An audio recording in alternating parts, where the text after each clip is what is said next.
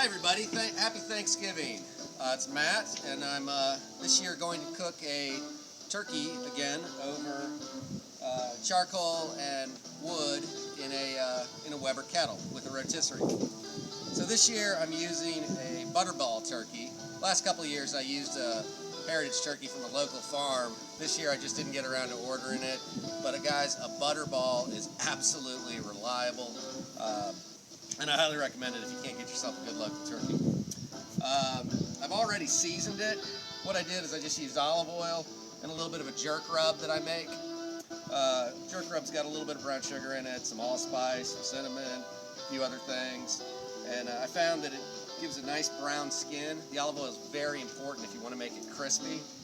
But I didn't overdo it. I'm not looking for a taste of the Caribbean here. We just want a little bit of flavor and crispiness for those of you who like to eat that skin afterwards.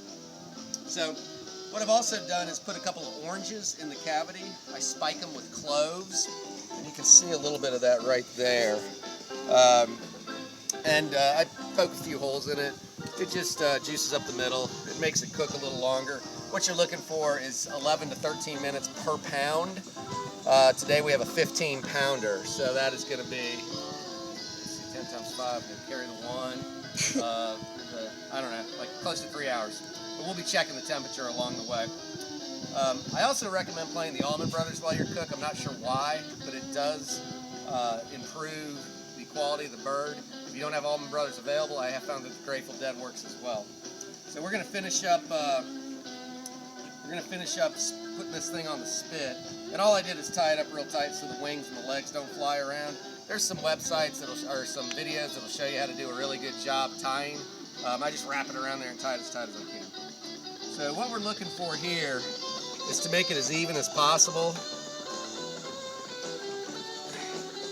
and in there tight. I'll typically puncture the top of the breast there, and what you really hope for is it's roughly the same weight on both sides, so you get a nice even roll. So you just tighten that up.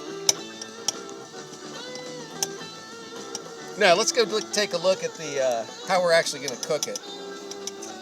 So I've got the grill set up with a mixture of charcoal, just regular old Kingsford charcoal, along with some wood.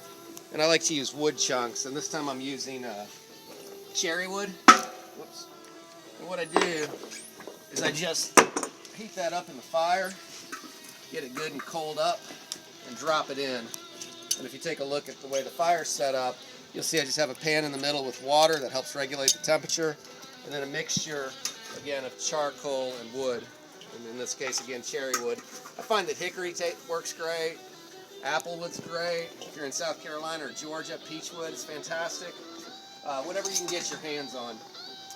All right, so let's take the turkey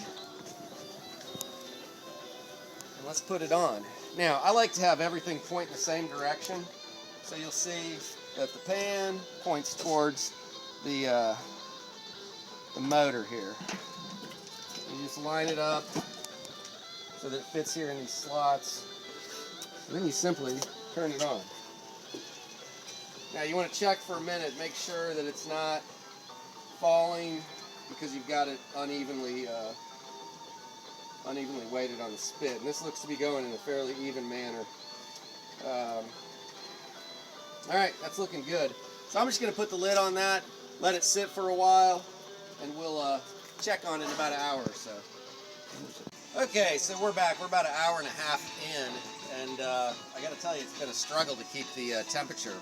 Here in Charlotte today, it's been windy and cold, and the bird is looking good, but it's just been tough to keep the temperature up. So what I'm going to do now, I'm down to 340 degrees. I like to keep it up around 350 or so.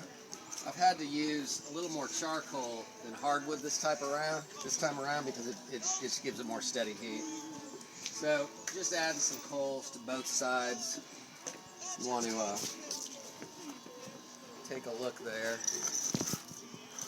Just taking the coals right out of the fire, where I've always just got a few of them going so that I can fuel it back up. And I've had to do this a couple times, which is unusual. I can usually keep it, between 350 and 375 for extended period of time. So it's always an adventure cooking with live fire. That's what I like about it. It's not nearly as fun just to throw something in the oven and watch a pop-up timer. I like the art and the excitement of cooking over live fire. So hopefully we'll be done in about another hour and a half. All right, so it's been about 3.5 hours. Took a lot longer than I thought. Today was a real challenge. We had a lot of wind. The temperature fluctuated tremendously. It would get too hot, then it got too cold. But like I said, that's what makes it fun. So I believe we're done now. So let's reveal. It's looking real nice. We're going to do an instant read. Hope for 175 or so.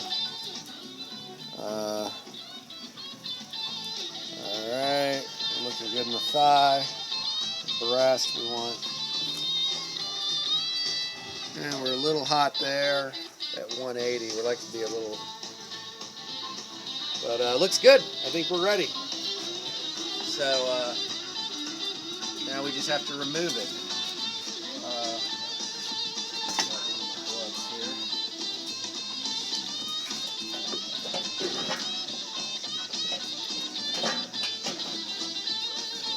Get a good shot there. All right. Okay, that's it.